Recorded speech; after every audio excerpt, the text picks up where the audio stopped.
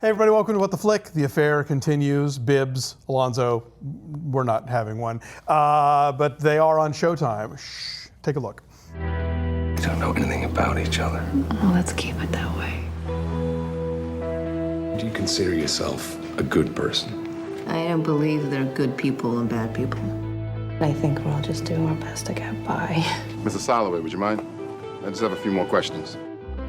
You still want to do this? I don't want to be your test case, Noah, so you can prove to yourself just how much you love your wife. You can trust me. Trust you? You insane? Where are you? Police station being interrogated. I know what you think you see. Some easygoing girl who's gonna shake you up with her free spirit. There's nothing about you that seems easy. What do you see then, when you look at me? Allison, I'm a grown man. I know what I want. Oh my God, this episode. Holy crap. Sorry. You start, I guess. Okay, well, this episode was so exciting in so many ways. First of all, we get a bottle episode from these guys. Yeah. So it's, for those of you who don't know, a bottle episode is where you take the lead characters and isolate them from all the other subplots and supporting characters. So they're on a ferry, they're on another island, so no Pacey, no Maura Tierney, no asshole dad, writer, none of that stuff, We just do the two of them. still get the framing device with the cop, but even that's really unobtrusive. Yes, exactly. Yeah. And then also, this is the first episode that throws the format of the first 3 episodes out the window. Yeah. Rather than see her version of something, then his version of something, we basically just tag team narrators. So she's telling the second half, but it's continuing from where the first half left And off. that's fascinating and also kind of confusing, which makes it more fascinating because, like, does she not take issue with his half of those events? Hey, that's what I'm saying. Are they agreeing now? I was or is it watching the something first else? half with all these details, like, oh, he spilled coffee on his shirt. I wonder if she's going to remember that. And then it turns out, doesn't matter. Nope, we're moving right on, yeah. No, and I was like, okay, well then this means something in the grand scheme of all this. And this is also the episode in which they finally fuck. Yes, that's true. There was some fooling around. They fuck, and she tells him that the kid is dead. Yes, and how he died, which was a mystery until now. And it's some good fucking. It's been a while since I've seen some good wall fucking in a TV show or a movie. Where just like, I need you so bad, I need to push you against the wall and chafe. We need to chafe while we're having this sex. Mind you, this being cable, it's bra on sex, but No, there's nipple. Is there? Okay, all right. I'm the one looking. I'll grant fair you enough. this. I'll grant you Oh yeah, this. because I was going, no, I was not. No. But what I like about it is there's this certain, there's this build up. They're kind of intelligent about it. They check a bunch of times. Are you sure? Are you sure? Yeah. And then they fuck like monsters. Right. And then immediately the guilt sets in. Yeah. And they're confused by it and they try to push each other away. But they're being emotional and almost.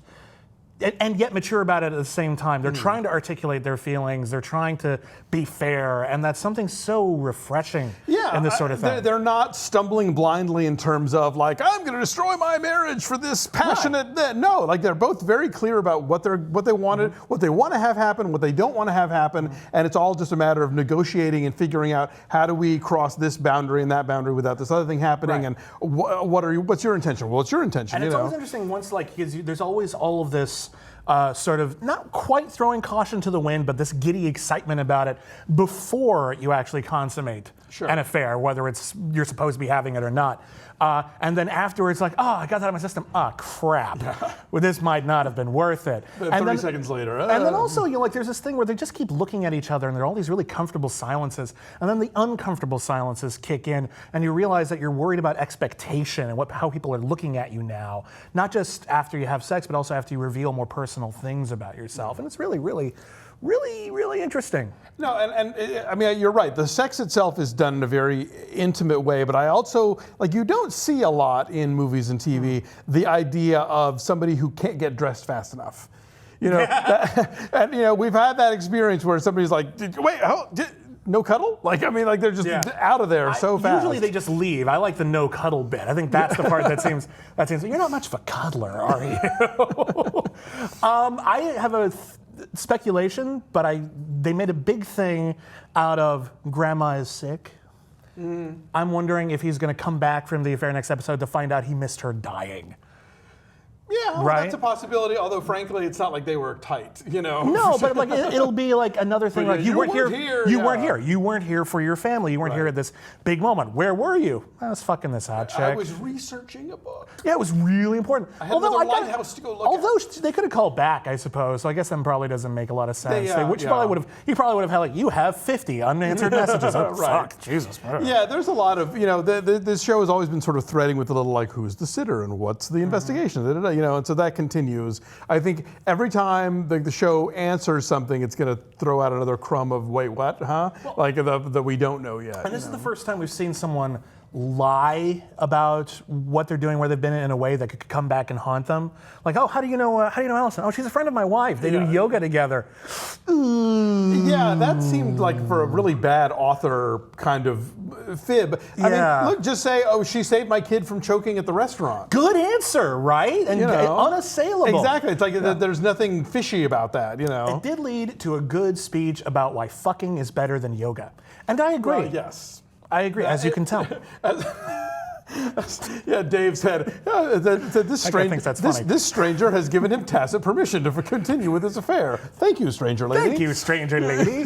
What did you think of? I'm wondering if all of this exposition about the island and its history, if it's just cosmetic or if they're really going for some sort of larger effect, or they can't be setting anything up with like throwing Mohicans over the cliff, right? I mean, it's got vivid local color for sure. There's vivid local color. I don't know. I mean, although I would say it's interesting that, you know, again, it's his version, her version still continues to be a thing, even though they're changing up the methodology, because her the way that he remembers her talking about that cliff is the cute little Peter Pan memory and the bloody stuff about the Indians. Her version is about the terrible whirlpool and the sound of the crying boy. And it's like, okay, we're touching on your stuff now. And so, you know. He's touching on your stuff. No, you know what I mean. I know exactly what you mean.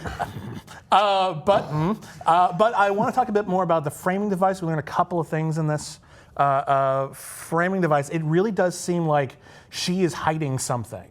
And it seems like Noah is not. Noah is like on a break from his interrogation, helping his kid with his Mark Twain report. Right. And she's just like, they're interrogating me at the police station. Right. And this cop, and this fucking asshole cop, she's just out there. I mean, granted, she's out there making, you know, conspicuous phone calls. But when he comes out there, it's like, oh, I'm just having my cigarette. It's like, no, it's okay, take your time. She takes one puff. Okay, you ready to go? What a dick! Let her finish. Jesus. He's got to go at 5. He has time yet. I have things to do. And we're going to recreate the moment where my wife hit my car for her 40th anniversary. Christ. Good episode. Just the jarring shift in the way that it's told. It's interesting, but it didn't. There's no answer to how we're supposed to interpret it, and I'm hoping we get some context. There's a possibility that they only did it this way for this episode because, again, they're on their own. There's no, it's not like he had moments with the wife and her family. She didn't have moments with the husband. It's just them. Right. So maybe they're operating from a story that isn't going to change all that much, or that doesn't have any sort of extraneous factors involved. Whereas next week we'll be back on the mainland, or at least back in Long Island in Montauk, and we'll, you know, she'll be at the diner and he'll be, you know, talking to the agent, and there'll be stuff that the other one wouldn't know about, and then we'll go back to what the previous version of that had been. That makes a lot of sense. I totally buy that. And that's a good way to do a bottle episode in this particular series. Much better than the way Masters of Sex did it. You're still wrong about that. I'm still right about everything. Anyways, we'll be back with more of this next week and see if I'm right. Who knows?